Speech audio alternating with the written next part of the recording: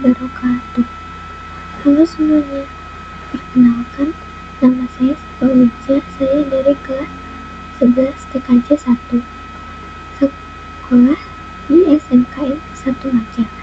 Di sini saya akan mempresentasikan materi tentang sistem operasi.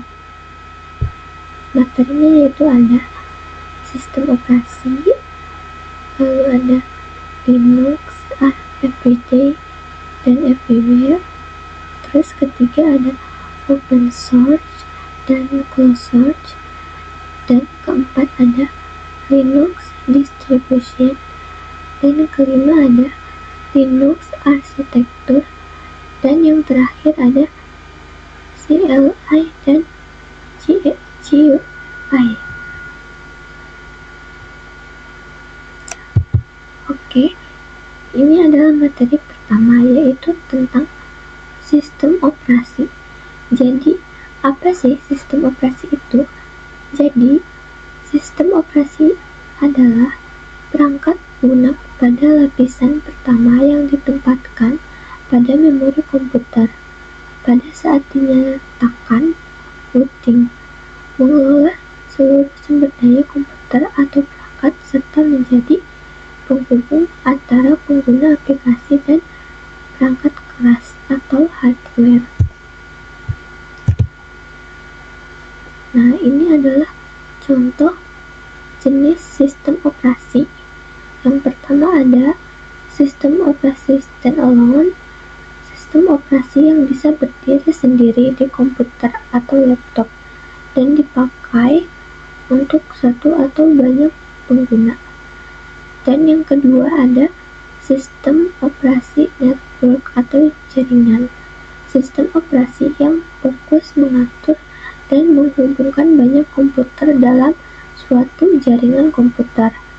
Dan contoh yang ketiga ada sistem operasi embedded, sistem operasi kecil yang tertanam langsung di dalam perangkat khusus seperti mesin atau alat elektronik. Nah, ini materi yang ketiga, Linux are everyday and everywhere.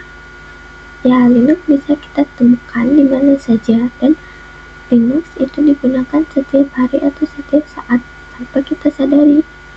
Nah, contohnya ada sistem penerbangan atau airplane menggunakan OS Zero Time, dan ada juga untuk internet akses sistem operasi berbagai router seperti menggunakan router OS Nordic, dan ada juga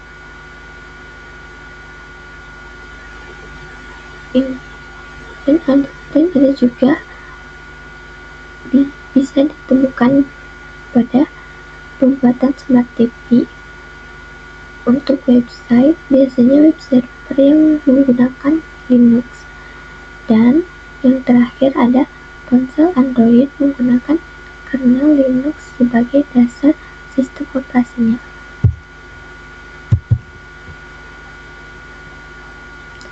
Dan apa itu open source dan closed source? Jadi, open source yang merupakan sebuah label atau lisensi pengembangan yang pengelolaannya tidak dikoordinasi serta tidak dikontrol seorang individu atau sebuah lembaga, melainkan dikoordinasi pengguna yang saling bekerja dalam penggunaan source code. Dikembangkan layaknya komunitas, sedangkan closed source pengembangan dan lisensinya dimiliki oleh sebuah individu atau sebuah lembaga seperti Macintosh, Microsoft, dan sebagainya. Nah, lalu Linux distribution. Jadi, Linux distribution adalah berbagai sistem operasi yang dibuat dari kernel Linux dan berbagai paket perangkat lunak. Nah, di sini contoh yang pertama ada Debian Family identik dengan Package Manager. Paket manajernya apt atau aptget. Turunan dari distro ini seperti Ubuntu, dan lain-lain. Dan kedua ada Red Hat Family. Ini identik dengan Package Manager. Paket manajernya UMDNF dan juga format installernya yang juga memiliki keturunan seperti CentOS, Fedora, dan lain-lain. Dan yang ketiga ada OpenSUSE.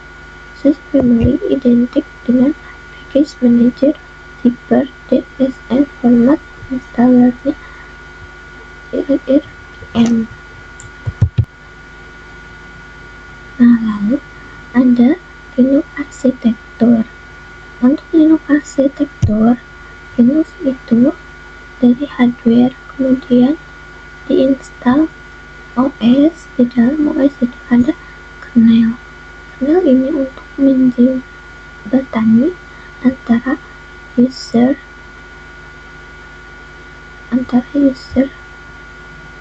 dan proses. Secara fungsional, kernel mempunyai 4 pekerjaan, diantaranya memori manajemen, proses manajemen, device driver, system call, dan security.